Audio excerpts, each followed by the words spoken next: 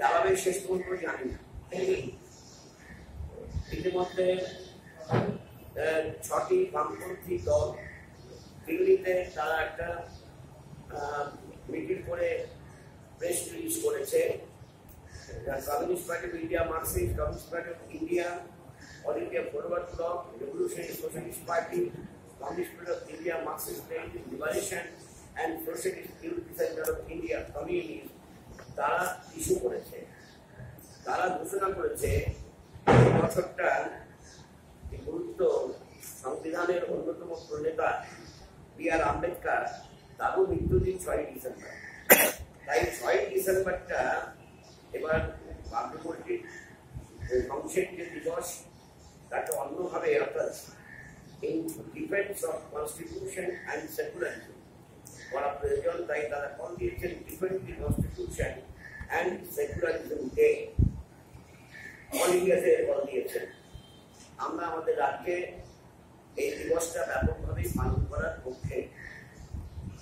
আমরা এই ব্যাপারেতে জেলায় জেলায় আমরা কর্মসূচি করব এবং কলকাতায় আমরা মহামিছিল করব। আর এই কলকাতার মহামিছিলে আমরা কলকাতার জেলা বামফ্রন্ট,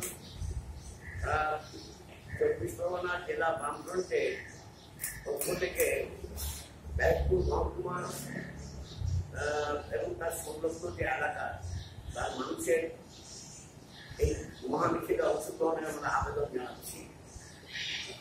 আমরা বসিরহাট মহকুমা এবং বনগাঁ মহকুমাকে বাদ দিচ্ছি, তারা সেখানেই করবে ডিসেন্ট্রালাইজ প্রোগ্রাম।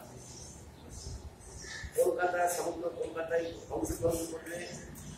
দক্ষিণ 24 পরগনার কলকাতা লাগোয়া সমস্ত সংশ্লিষ্ট এলাকার মানুষের সমাবেশ করা, হাওড়া শহর এবং শহরাঞ্চল, তার সঙ্গে বাড়ি বেলুন সহ তারা অংশগ্রহণ করুন।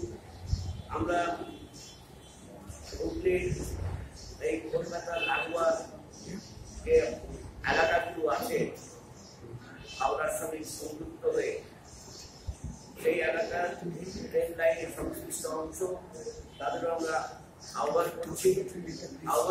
আমরা নদিয়ার রানাঘাট টাউন থেকে আমরা তাদেরও আবেদন